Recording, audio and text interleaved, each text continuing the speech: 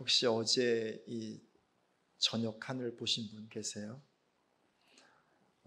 어제 저녁 하늘이 너무 아름답더라고요. 안양이 참 살기 좋은 동네인 건 분명해요. 그죠? 교통도 좋고 또 사람들은 다 순진하고 그렇죠. 그리고 또 특별히 안양에는 이렇게 주변에 좋은 산들이 많고요.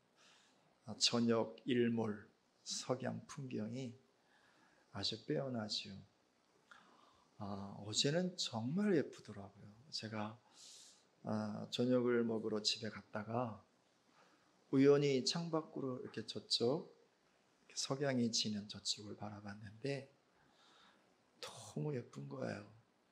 그렇지 않아도 비가 와서 하늘이 너무 파랗잖아요. 그죠? 그리고 이제 구름이 또 이렇게 있는데 마치 운해, 마치 구름바다처럼 구름이 쫙 펼쳐져 있고 또 그 사이사이에 이렇게 파란색이 드러나고 또 떨어지는 햇빛과 이렇게 잘 반응을 해서 구름 사이에 빨간색, 주황색, 노란색, 하얀색, 그리고 새파란색, 그리고 또 뭐 검은색까지 포함해서 정말 장관을 이루더라고요. 혹시 어제 못 보신 분은 아직도 기회가 있으니까 오늘 저녁쯤에 구름이 좀 있나 보시고 저쪽 편을 좀 보시면 좋을 것 같습니다. 저녁이라고 하는 시간은 그렇게 썩 긍정적인 시간만은 아니죠. 어떤 한 시간의 단위를 마무리해야 되는 그런 시간입니다. 석양이 아름다울 수는 있지만 이렇게 소망으로 가득하거나 뭐 밝은 마음보다는 조금은 우수에 차는 혹은 뭐 처량한 마음들이 들기도 합니다. 그리고 밤은 별로 아름답지 않죠. 어쩌면 지금 우리는 시대의 변곡점에 서 있습니다. 새로운 시간 안으로, 새로운 시대 안으로 많은 부분 들어와 있습니다. 다시 말하면 인류의 역사의 저녁 시간이란 말입니다. 해가 떨어지는 시간 말이죠. 이때의 성경은 그렇게 유쾌한 일이 있을 거라고는 말하지 않아요. 힘든 일에 대해서 많이 해요. 전쟁과 난리 소문이 있을 것이고 많은 질병, 전염병이 있을 것이고 또 많은 박해와 반대와 핍박도 있을 것이고 많은 자연 재해들이 있을 것이고 하여튼 뭐 그렇게 썩 유쾌한 일을 별로 이야기하지 않아요. 그렇지 않아도 지난 몇 개월 동안 우리가 경험하고 있잖아요. 썩 유쾌하지 않아요. 참 피곤하기도 하고 참 마음을 어렵게 합니다. 그러는 저녁의 시간이요. 많은 어려움과 힘들고 어려움으로 가득한 시간이지만 어쩌면 지는 석양의 노을처럼 우리 안에 빛이 있다면, 우리 안에 주 예수 그리스도의 빛이 있다면, 복음의 생명의 빛이 있다면 그 어둠 가득한 혹은 구름으로 잔뜩 낀 세월을 아름답게 빚으며 살 수 있을 것입니다. 오늘 룻기의 말씀을 함께 살펴볼 것입니다. 룻기의 말씀도 한 시대가 마무리되어지고 한 시대를 여는 말씀이라고 할 수 있습니다. 사사시대 약 300~400년 정도의 시간을 마감하고요. 참 많은 힘든 시간들이었죠. 놀라운 하나님의 구원과 축복으로 가나안 땅에 들어왔지만 반복되는 죄와 반복되는 악으로 인해서 참 많은 어려움이 반복되었던 시간이 바로 사사시대였습니다. 하나님께서 그 사사시대를 마무리하고 왕이 다스리는 왕정시대, 왕국시대를 여실 때 그 다리로 룻기서를 사용합니다. 다시 말하면 룻기 속에 있는 이 인물들과 그리고 이들 속에 있는 사건을 통해서 하나님은 한 시대를 마무리하시고 새로운 시대의 문을 엽니다. 우리가 영혼의 눈을 열고 혹은 믿음의 눈을 열고 룻기를 보면 마치 교향곡을 듣는 것 같아요. 여러분, 교향곡은요, 수많은 악기들이 각자의 고유한 소리를 내면서 하모니, 조화를 이루어가지고 정말 아름다운 소리를 내는 거죠. 룻기를 가만히 보면 수많은 소리가 있어요. 하나님의 소리, 사람의 소리, 또 그 주변에 함께하는 많은 사람들의 소리가 함께 어우러져서요, 정말 아름다운 교향곡을 연주하고 있습니다. 한번 나중에 찬찬히 룻기서를 읽어보시고요, 이 성경이 펼치는 아름다운 교향곡 소리를 들어보시길 축복합니다. 뿐만 아니라 아름다운 그림 같아요. 룻기를 다 읽고 4장까지 읽은 다음에 탁 닫으면 정말 멋지고 화려하고 그리고 아름다운 그림 하나를 감상한 것 같은 그런 느낌을 받습니다. 사랑하는 여러분, 하나님께서 저와 여러분을 창조하실 때요, 하나님의 그림이 있었어요. 다시 말하면 우리 인생을 통해서 그리고자 하는 하나님의 명백한 계획과 목적이 있단 말입니다. 우린 인생이라는 시간을 살아가요. 이 시간 속에 수많은 사건들을 경험하면서 내가 왜 이를 겪어야 되는지, 내가 이걸 왜 해야 되는지, 내가 왜 이 어려움을 당해야 하는지 알 때보다 모를 때가 훨씬 더 많아요. 다시 말하면 사실은 왜 사는지도 모르고 살아요. 무엇 때문에 사는지도 모르면서 그냥 산다 말입니다. 그래서 내 인생 가운데 어떤 그림이 그려지는지 나는 사실 잘 몰라요. 그런데요, 하나님은 아세요. 하나님께서 우리의 인생의 붓대를 잡으시고 매 순간순간을 하나님의 아름다운 작품으로 만들어 가신단 말입니다. 오늘 저는 저와 여러분 모두가 하나님의 손에 잘 붙들려서 하나님께서 그리시는 아름다운 그림을 그리시는 그런 인생들 다 되시기를 축복을 드립니다. 룻기로 들어가면서 우리가 먼저 발견할 수 있는 것은 신앙은 선택이다 라는 거예요. 신앙은 선택입니다. 물론 인생도 선택이죠. 중요한 몇 가지는 선택할 수 없습니다. 나를 선택할 수 없어요. 내가 나를 결정했나요? 내가 내 얼굴을 결정했나요? 아니에요. 나를 결정하지 못해요. 하나님이 결정하셨어요. 내 부모님, 내가 결정하는 게 아니에요. 태어나는 날과 죽는 날, 정말 중요한 것들인데 사실은 내가 결정할 수 없어요. 그러나 그 외에 많은 것들, 그의 인생 속에서 채워가는 많은 것들은 사실은 내가 결정하면서 삶을 구축해야 하는 거죠. 신앙도 마찬가지예요. 하나님의 존재를 우리가 결정할 수는 없어요. 그분은 우리가 인정하든 인정하지 않든 여호와 스스로 계시는 분이세요. 스스로 영화로우신 분이세요. 스스로 거룩하신 분이세요. 물론 우리가 하나님을 믿을까 안 믿을까 그 관계는 내가 결정할 수 있습니다. 그러면서 신앙의 많은 그 여정 속에서 하나님에 대하여 그리고 하나님과 함께 가는 수많은 삶을, 수많은 신앙의 과정을 오늘 내가 결정하면서 그렇게 세워가는 거죠. 오늘 말씀을 보겠습니다. 1장 1절 2절을 봅니다. 같이 읽겠습니다. 사사들이 치리하던 때에 그 땅에 흉년이 드니라. 유다 베들레헴의 한 사람이 그의 아내와 두 아들을 데리고 모압 지방에 가서 거류하였는데 그 사람의 이름은 엘리멜렉이요 그의 아내의 이름은 나오미요 그의 두 아들의 이름은 말룬과 기륜이니 유다 베들레헴 에브라 사람들이더라.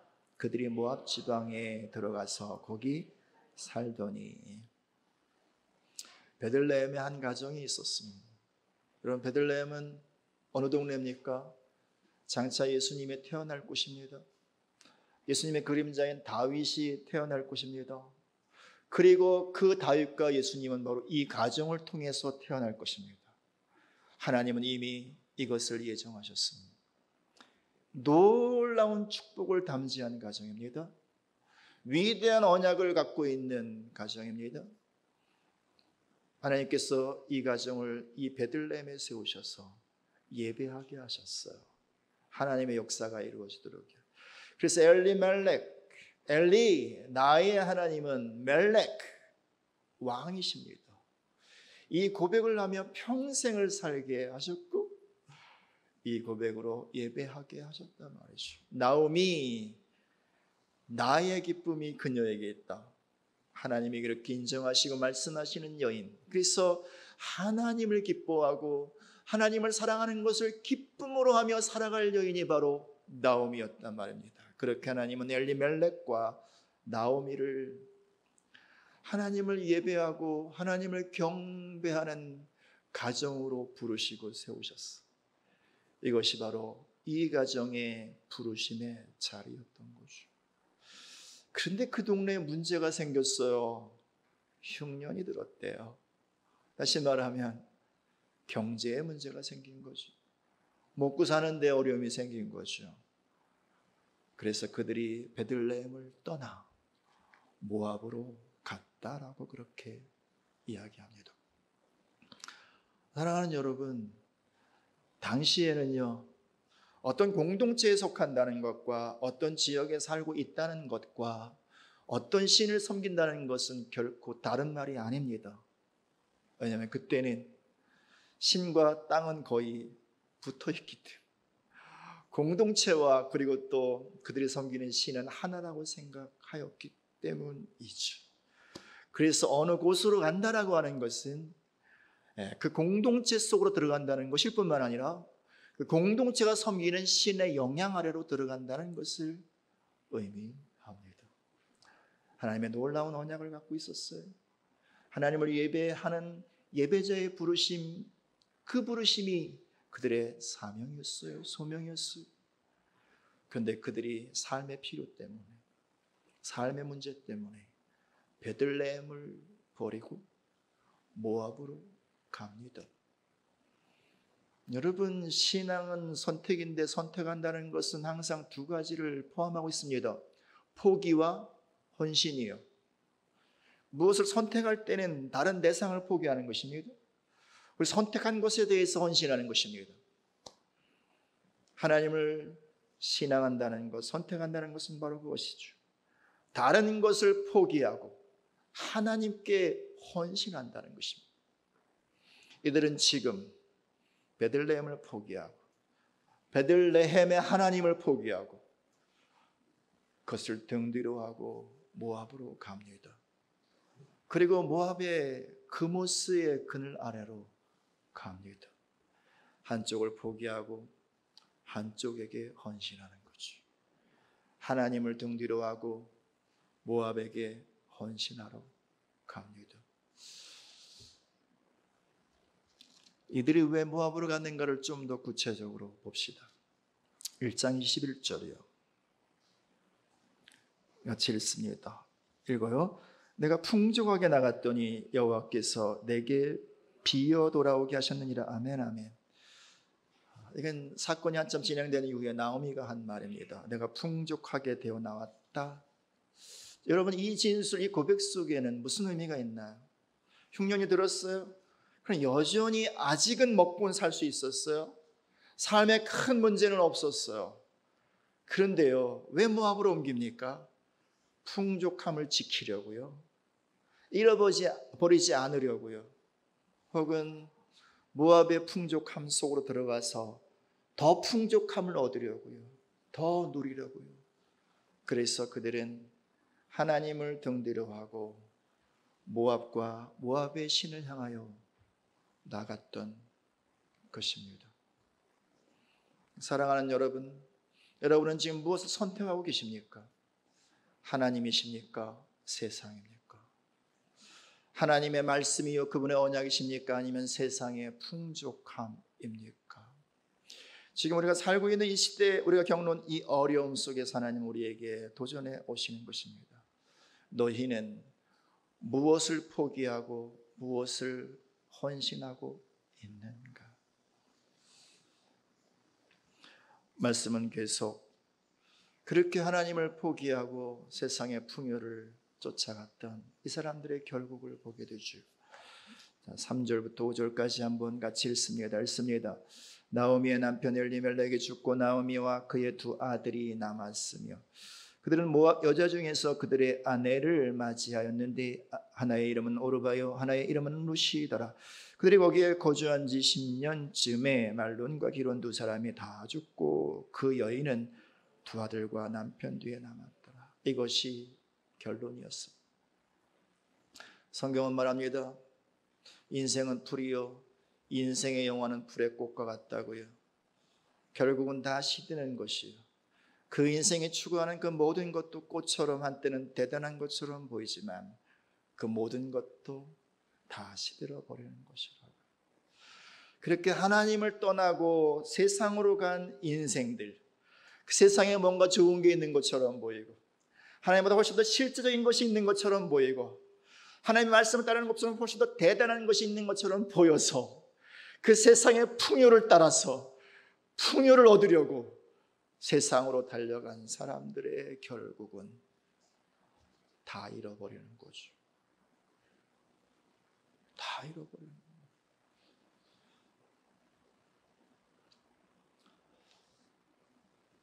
그 잃어버림의 끝자락에서 나오미가 한참을 고민하지 않았겠어요.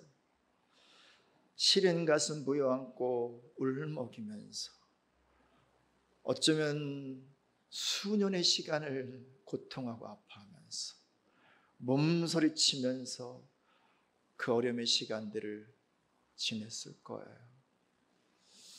그러면서 무엇을 발견했을까요? 무엇을 깨달았을까요? 하나님을 떠나서 얻으려고 했던 그 모든 것의 허황됨, 그 모든 것의 허무함, 이것을 깨달아 알지 않았을까요? 그리고 종국에 남는 것은 무엇일까요? 하나님밖에 없구나. 주밖에 없고. 갖고 있는 것 다 잃어버리고 함께 있었던 소중한 사람들 다 잃어버리고 남은 것은 맨몸 빈몸밖에 없는 그 자리에서 결국 발견하는 것, 그래도 하나님밖에 없구나. 그래서 하나님이시구나. 오직 하나님이시구나. 그래서 그 자리에서 일어나 다시 베들레헴으로 올라갑니다. 여러분, 뭐 좀 적당히 했어야 고향으로 돌아가는 것도 돌아갈 만하지요. 그죠? 좀 많이 성공했으면 가슴 쫙 펴고 갈 수 있지 않을까? 그죠? 그래서 적어도 뭐 그냥 현상은 유지해야 그래도 그냥 돌아가야 할 수 있잖아요. 근데 다 잃어버렸어. 아무것도 없어요. 쫄딱 망했어요. 창피해서 어떻게 가요? 자존심 상해서 어떻게 가요? 차라리 모압에서 그냥 죽는 게 낫지. 아무도 뭐 잘 모르고 그냥 이곳에서 그냥 쓰러지는 게 낫지. 뭐로 베들레헴까지 가서 조롱을 받고, 그죠? 욕을 먹고 그래요. 그럼에도 불구하고 나오미는요 일어나서 베들레헴으로 올라갑니다. 말씀 보세요. 6절 7절. 그 여인이 모압 지방에서 여호와께서 자기 백성을 돌보시사 그들에게 양식을 주셨다 함을 듣고 이에 두 며느리와 함께 일어나 모압 지방에서 돌아오려 하여 있던 곳에 나오고 두 며느리도 그와 함께하여 유다 땅으로 돌아오려고 길을 가다가 일어나서 다시 베들레헴으로 돌아갑니다. 이 말은 회개한다는 얘기예요. 다시 하나님께로 돌아간다는 얘기죠. 그동안 하나님이 아닌 다른 것을 쫓아 떠났던 모든 삶의 길들을 정리하고요, 뒤돌아서서 유턴해서 다시 하나님께로 돌아가는 거예요. 하나님은 우리에게 다시의 은혜를 주세요.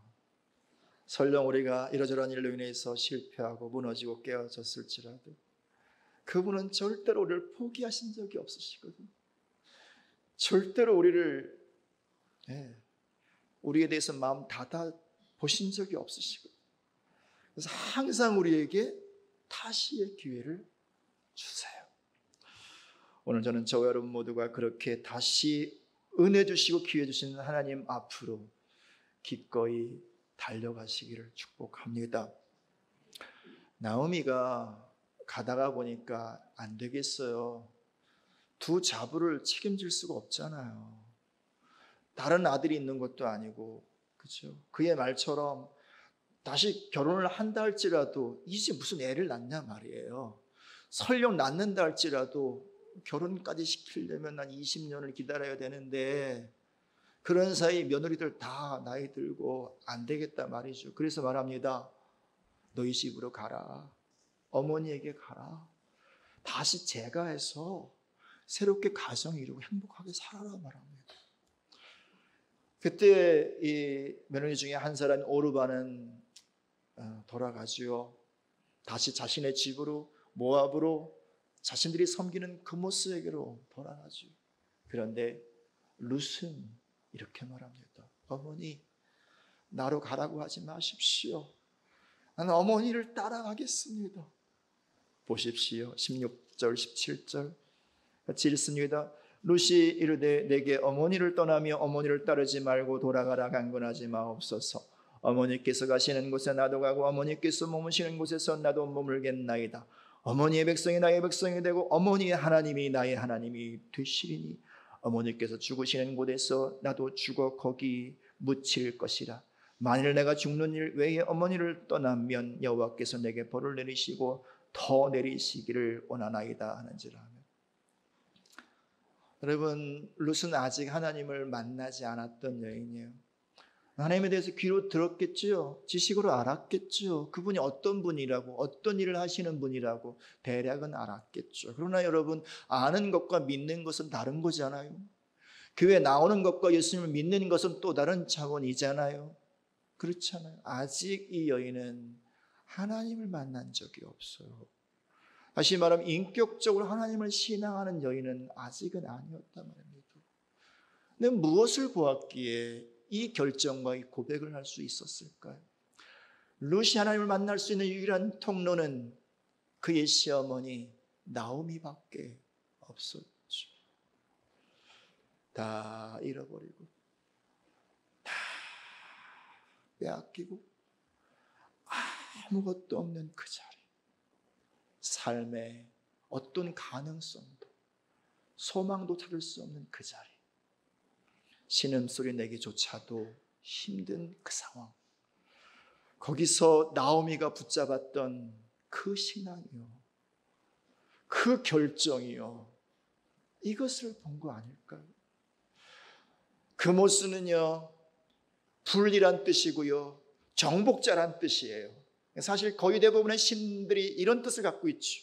힘이 있고 능력이 있고, 그래서 그를 따르는 사람들과 그를 믿는 사람들에게 복을 주고 번성케 하고 축복을 주는 그런 신들을 사람들은 욕망으로 만들어내지요.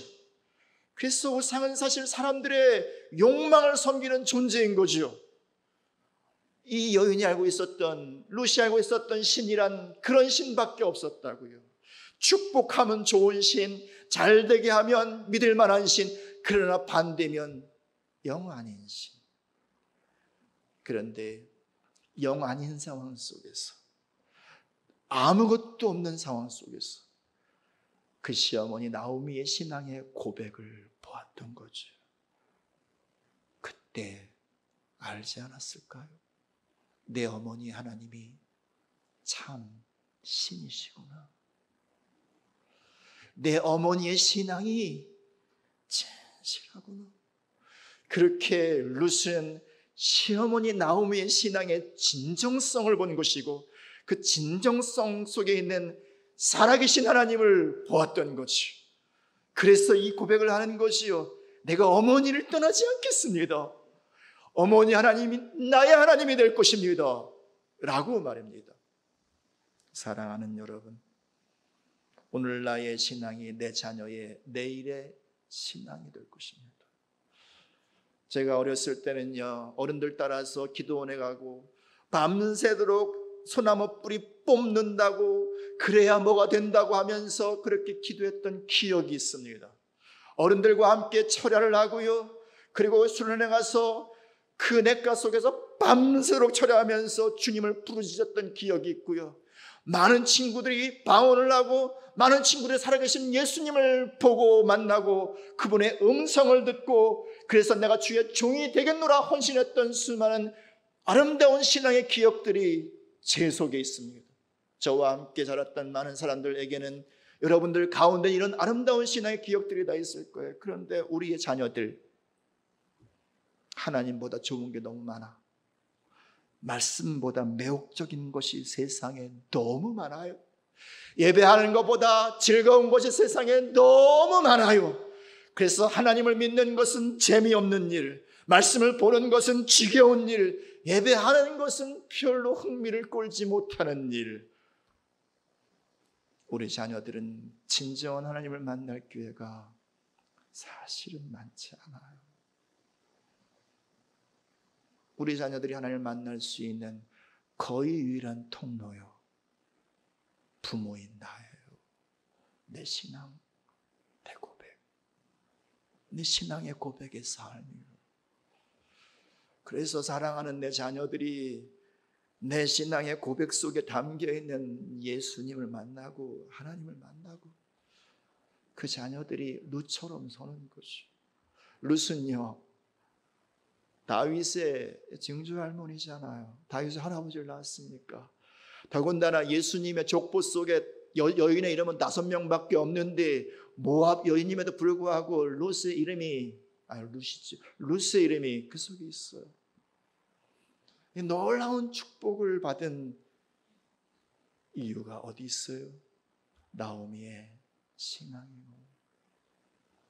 사랑하는 여러분, 여러분의 남은 삶의 시간과 여러분의 자녀들의 신앙과 그들의 삶을 위하여 오늘 나오미의 신앙을 결정해 주시기를 예수님의 이름으로 부탁을 드립니다. 그래서 여러분의 그 신앙의 태 속에 여러분의 자녀들의 영혼이 담겨지고 그 신앙의 태 속에서 그 자녀들의 영혼이 무럭무럭 자라 이 마지막 때에 룻과 같은 사람으로, 이 마지막 때에 다니엘과 요셉과 같은 하나님의 나라를 이 땅 가운데 이루는 거룩하고 아름다운 세대로 세워지기를 축복합니다.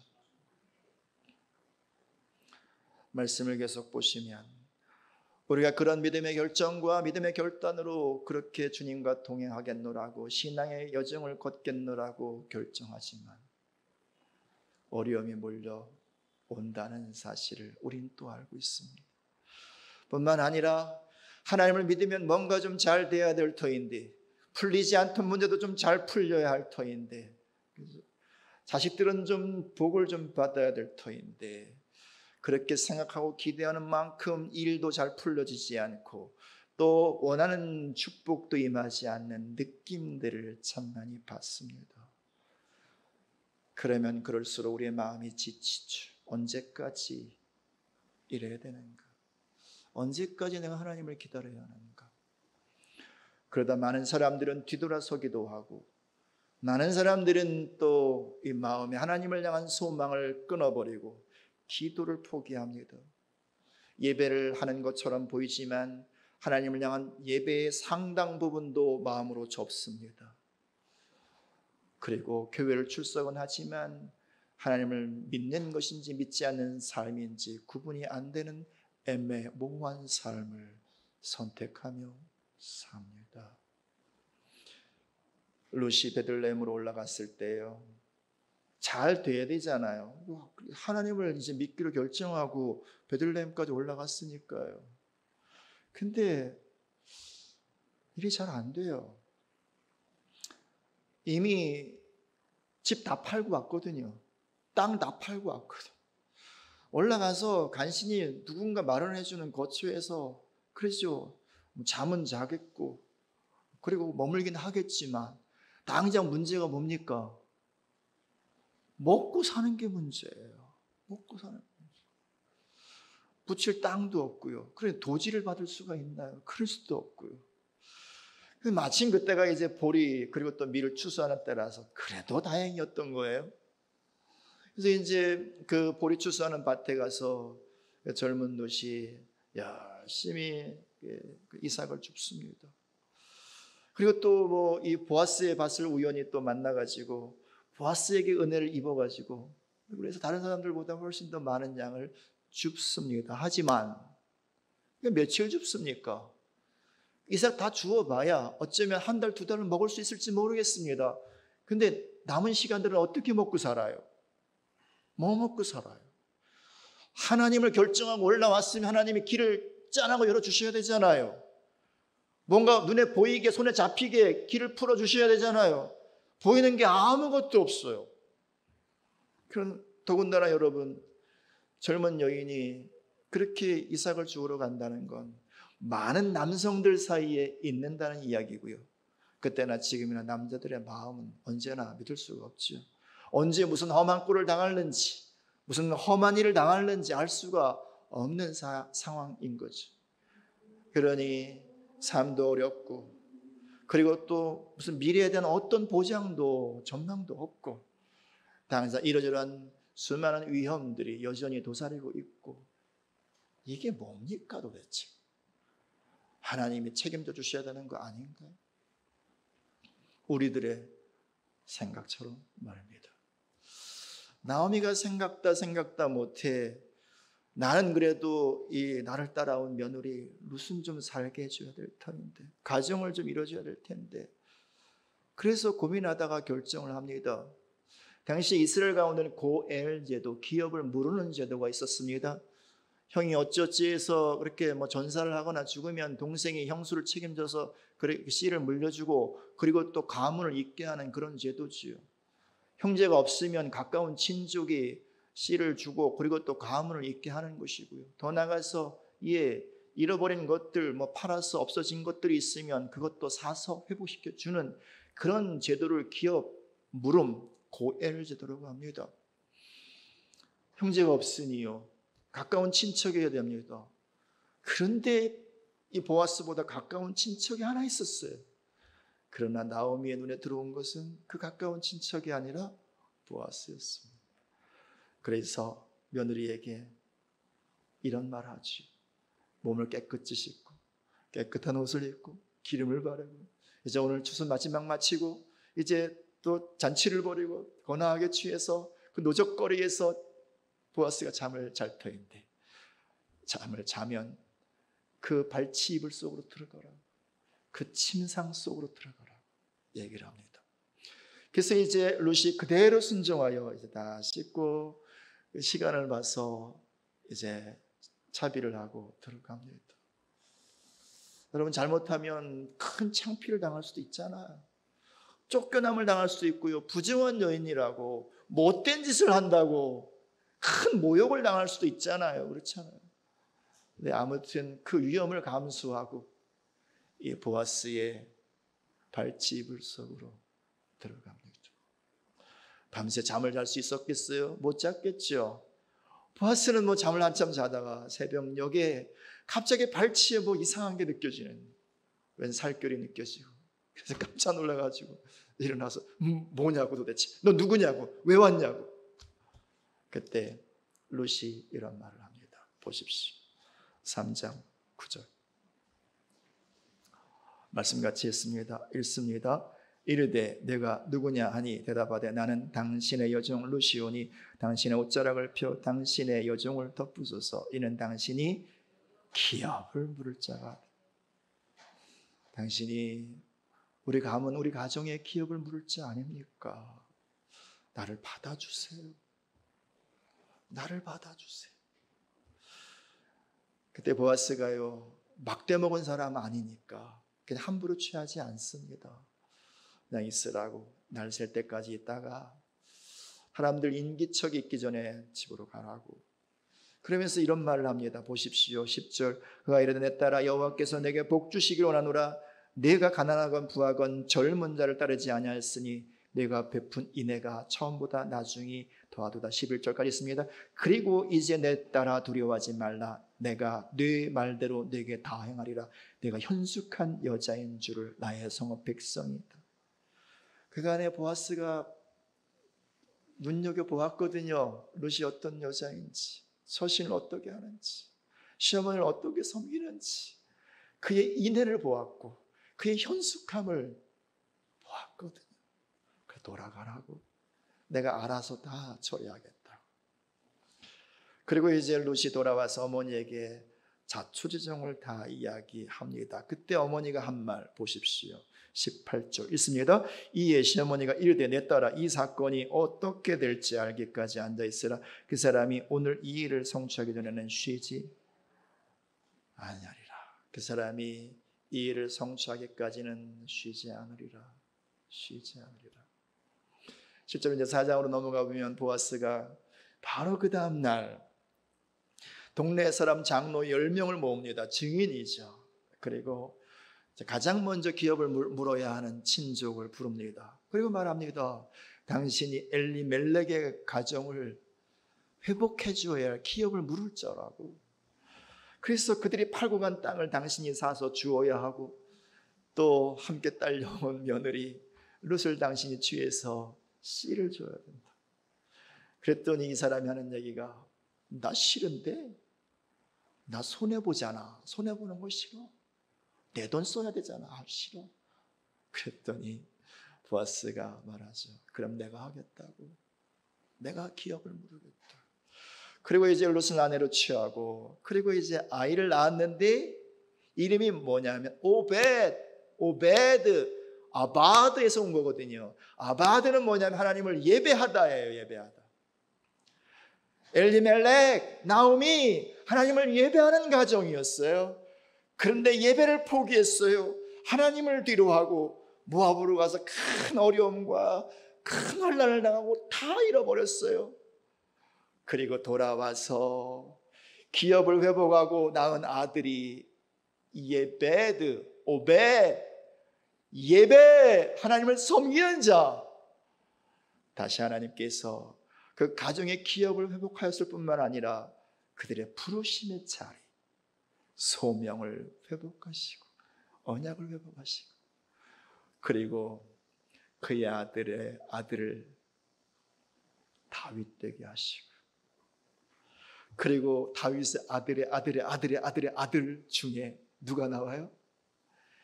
예수 그리스도가 나오게 하세요. 사랑하는 여러분, 여기서 보아스는 일반적으로 예수님의 그림자 같은 사람이에요. 하나님의 그림자 같은 사람이란 말입니다. 그러므로 지금 이 나오미의 이 고백은 이런 고백이기도 한 거예요. 하나님은 쉬지 않으시는 분이라. 하나님은 그 일을 이루시기까지는 결단코 쉴 수 없는 분이시라고. 그래서요, 시편 121편의 저자는 말합니다. 그분은 졸지도 아니하시고 주무시지도 아니하신다고요. 시편 139편 이렇게 고백합니다. 내가 새벽 날개를 쳐서 바다 끝에 거할지라도 그분은 거기에서 나와 함께 하시는 분이라고요. 내 인생의 모든 순간, 모든 장소에서 항상 함께 하실 뿐만 아니라 그분은 쉬지 않으시는 분. 그래서 여러분, 엘리멜렉과 나오미가 모압 땅을 떠났을 때 하나님은 어떤 일을 하셨을까요?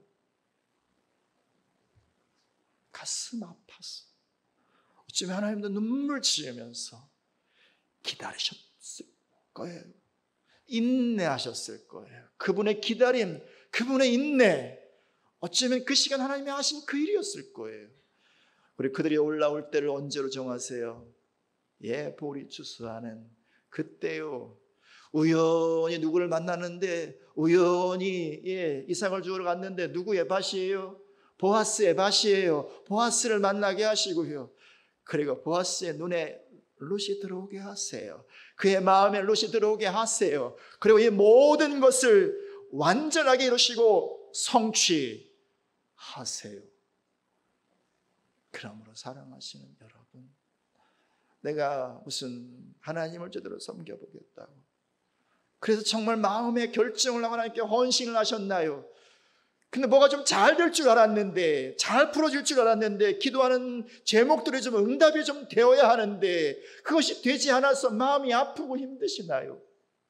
그래서 하나님 붙잡았던 손 놓아버리고 싶으신가요? 그분에 대한 등을 돌리시고 싶으신가요? 그분에 대한 예배도 조금 포기하고 싶으신가요? 기도도 조금 적당히 하시고 싶으신가요? 그러면 기억하십시오. 여러분이 느끼든 느끼지 못하든 우리 하나님은 쉬지 않으시는 하나님이십니다.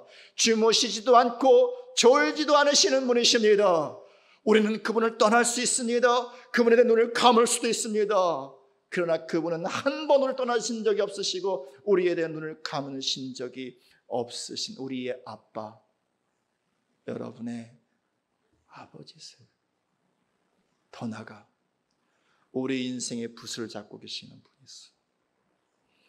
그래서요, 내가 이 고난을 왜 당하는지 모르지만, 이 어려움의 시간을 내가 왜 지나가야 하는지 모르지만, 이 고독하고 슬프고 외로운 이 터널을 왜 지나가야 되는지 모르지만, 하나님은 그 시간, 그 사건, 그리고 그 속에 있는 우리의 믿음을 들으셔서 우리 인생의 화폭에 점을 찍으시고, 그리고 채색을 하시면서 나도 모를 내 인생의 그림을 완성하시는 거예요. 나도 알지 못했던 내 삶의 아름다운 작품을 하나님께서 빚어 가시는 분이란 말입니다. 그래서 그분이 나의 창조주이신 거예요. 그래서 그분이 나의 주이시고 나의 왕이실 수 있는 거란 말입니다. 바벨론 시대에 남유다가 완전히 무너지고 이제 바벨론이 남유다를 짓밟을 그때에 하박국이라고 하는 선지자는 하나님에 대한 이런 의문이 들었어요. 왜 우리를 그냥 두시냐? 왜 우리 기도 응답하지 않으시냐? 왜 우리보다 훨씬 악한 놈들을 들어서 우리를 그렇게 심판하시냐? 하나님 도대체 뭐냐고? 하나님 진짜 공의로운 분 맞냐고? 그때 하나님께서 하신 말씀, 보라 그들은 교만하다. 교만하여 스스로 무너질 것이다. 그러나 나의 의는 오직 믿음으로 말미암아 살리라. 무슨 말인가요? 오늘 내 뜻대로 되어지는 것이 하나도 없고 어려운 일들만 가득하고 그 때문에 마음은 깨어지고 무너지고 하나님은 없는 것처럼 느껴지고 하나님을 떠나버리고 싶을지라도 하나님을 진실로 믿는 자들은 이 신실하신 하나님을 믿는 믿음으로 사는 거라는 거예요.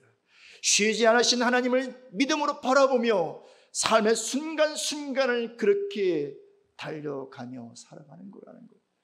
이 말씀을 들은 하박국 마지막에 이런 고백을 하죠. 내가 바벨론 군대에 쳐들어오는 소리를 귀로 듣고 있다고.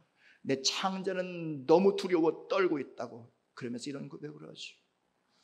무화과 나무 잎사귀가 무성하지 않고 감람나무, 포도나무에 열매가 없고 창고에 곡식이 아무것도 없고 외양간에 송아지 없을지라도 나는 여호와로 인하여 기뻐하리라.